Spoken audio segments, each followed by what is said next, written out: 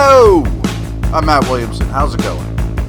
Recording this Thursday evening. I will not record anything Friday or Saturday because I am meeting a bunch of my high school buddies for my fantasy draft in Deep Creek and other fun activities. Leave it at that. Weekly or a yearly event right before the NFL season to kind of unwind, get all the get your yayas out, so to speak, and then dig in heavy to regular programming of the season, and we will attack the Jets as soon as I get back. Not sure when that day, my next recording day will be, Sunday or Monday, something like that for you. But we have a little bit of Steelers news. Nothing crazy, but it's definitely worth talking about. As expected, the Steelers put Howard on IR. So they're now down to 3 quarterbacks, which is what they're going to keep. Several of you asked me, and I don't know where this came from, but several of you asked me, are they just keeping Howard for a while in order to shop Skylar Thompson to get a pick out of him?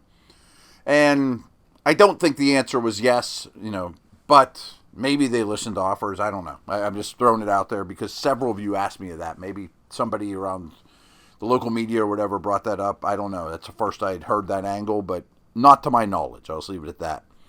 They also put Kent on the injured reserve. 2 draft picks.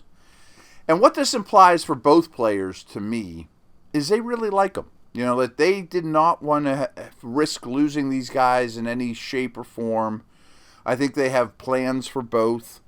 They probably had, almost always is the case for late round picks, they had higher grades on both draftable players than where the Steelers inevitably picked them. Kent's a good athlete, has some position versatility.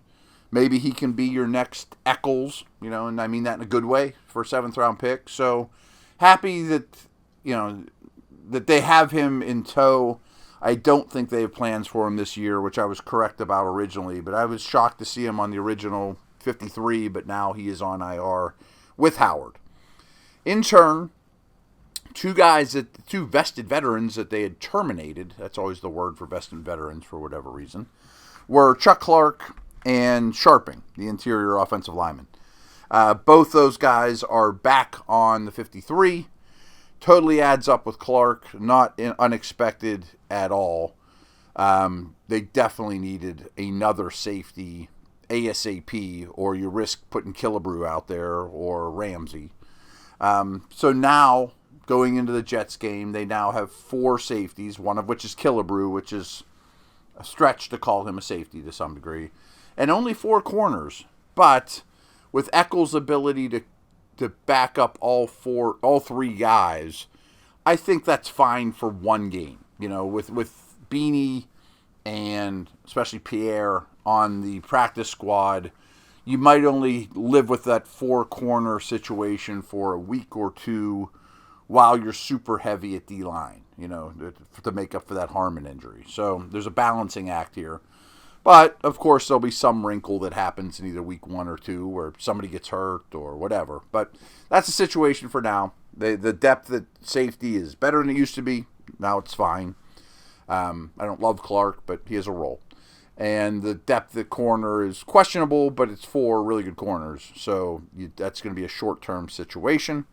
Sharping is somebody I think they like a fair amount. I mean, he's kind of is what he is at this stage of his career. More of a guard than a center for sure. Don't want him playing tackle. But O-line depth, they were a little light there too. So I'm sure they told Sharping and Clark when they terminated them that please stick by your phone. We'll probably give you a call in 24 hours. And that doesn't mean no one else did. But we'd love to bring you back with these moves in mind. So these are all premeditated situations. Okay, little something different. And I know all of you don't play fantasy football, but a lot of you do. And I am going away this weekend for my fantasy draft. And many of you I know are picking this week. So I just wanted to do a very broad tier 1 at quarterback, running back, wide receiver, tight end. The guys that my order, if you're sitting there thinking, do I like this guy or this guy, or if you're kind of a novice or don't want to think too much about it, I have not done much fantasy with you guys of late, or really at all. And frankly, the Steelers are not the fantasy wonderland this year at all. But if you do want more, feel free to comment, hey, let's do a fantasy segment once in a while or periodically. I am absolutely cool with that. It's immensely popular. But this is the weekend fantasy goes crazy. So, again, this is only for fantasy, folks. This isn't my ranks overall. Like, for example, Justin Fields is my 7th ranked quarterback because he runs like crazy. But the quarterbacks, there's a true tier 1. And whatever order you chose to put the tier 1 in, I would 100% understand between Jaden Daniels, Lamar, Josh Allen, and Hurts. My order goes Allen, Jackson, Daniels, Hurts. But there is a line drawn under those 4. Then Joe Burrow kind of sits alone in his own tier. He just doesn't run like those other guys. That's really what it comes down to. Hurts isn't as good a passer as the other guys. That's why I have him 4th in the tier 1. Burrow is alone in tier 2. After that, it gets kind of foggy. Like I said, I'm Mahomes at 6, but he's not as good a fantasy producer as you think. And then I have Fields at 7, as I mentioned. Running back, I don't know how I'd tier them, but I think there's a 7-man group at the top. Maybe we could call these tier 1 and tier 2. I'm going to call them all tier 1, but that's a reach. And my top 7, they pretty much all go in like the top 15 picks overall, are Bijan slightly over Barkley, just because Barkley's workload last year was just extreme, and history's not kind to those guys the next year. Then Jahmyr Gibbs at 3. 2 older guys, McCaffrey and Henry at 4 and 5. And I'm looking at these through half PPR lens, which hurts Henry. He's never on the field on 3rd downs, but he scores 1 million touchdowns. And frankly, I'm just done doubting that guy. Then Ashton Genty at 6. I think he's a phenomenal player, a phenomenal prospect in a good situation. And then Devon Achane, who's way better for PPR than not, at 7. And those guys are basically what I consider like the running back 1 conversation. Again, they go pretty high. If you're picking 7th in the first round, you probably won't have a shot at any of them with your 2nd pick. Wide receiver, as always, is incredibly deep. There's a lot to pick from. You can wait. But the top group to me is probably 10 names, and this is probably 2 different tiers. But I think there's 10 guys that are real high-quality players, particularly for fantasy, but also this really correlates to real life. Jamar Chase sits alone, and the next 2 we could fight over. Would you rather have Justin Jefferson or CeeDee Lamb? Would you rather have CeeDee Lamb or Justin Jefferson? I prefer Jefferson to Lamb. Just a little more consistent, slightly better player. Then I love Nico Collins. I love Malik Neighbors. Amon-Ra St. Brown is as steady as you could be. I mean, that is a leadoff double all day long.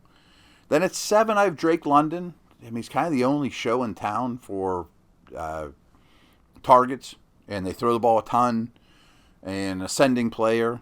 I had Puka Nacua a couple spots higher, but I'll be honest, this Stafford back stuff is just starting to worry me. So I have him at 8, which probably means I won't get him, and I might very much regret that. I love Nacua.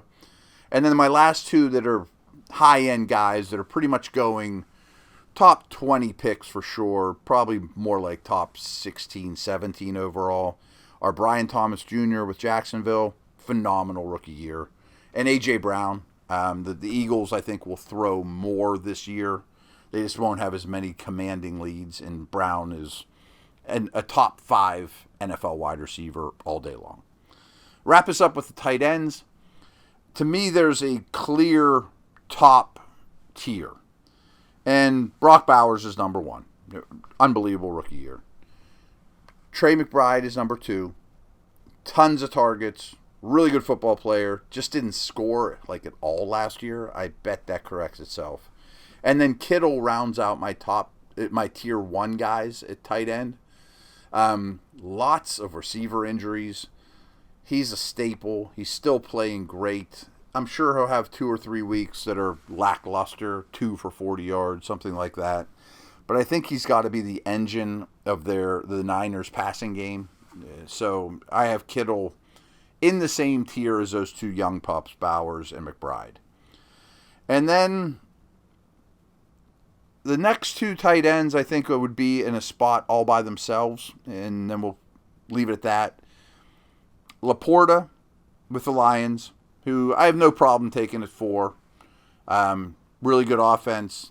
Injuries are what set him back a little in his second year, but by all accounts, he looks tremendous. And TJ Hawkinson. Now, they did the Vikings just traded for Thielen, and Hawkinson was a little more appealing before that with the Addison suspension. But another really good football player, really good system, quality producer year after year. So my top 5 tight ends are Bowers, McBride, Kittle. Draw a little line under those 2. Laporta and Hawkinson. Needless to say, Steelers are not ranked high anywhere. Jonnu and Freiermuth were both, but Jonnu in particular, were ranked pretty high for me pre-trade, but that trade kills both of them. Obviously, Metcalf is my highest ranked, not only Steeler wide receiver, but Steeler fantasy player. And I have him right around 20th overall amongst wide receivers, kind of in the Terry McLaurin, Marvin Harrison land in that neighborhood. But running backs, my favorite one is Warren. And frankly, when I look at fantasy running backs, I have a very short-term lens because those guys don't. It's hard to assume that they're just going to last the whole year. And I think Warren, as we've talked about a lot, is definitely the early front runner to lead that position in Pittsburgh in touches, at least for the first month, if not noticeably more. So Warren's a guy I've been getting a fair amount when I'm fiddling around with mock drafts and things, but mid-round pick. I mean, the Steelers are not considered a fantasy wonderland, as you could imagine, compared to other teams. All right, guys, have a great weekend. Be safe. We will come back and really dig into Steelers-Jets. I can't wait.